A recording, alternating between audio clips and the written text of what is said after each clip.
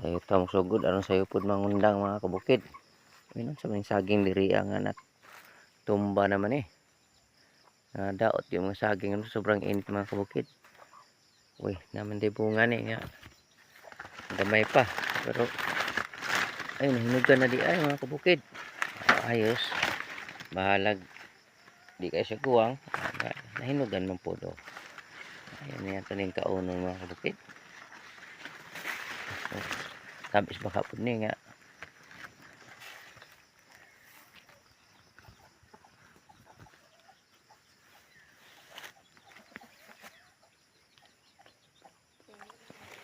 Tamis po mga kabukid.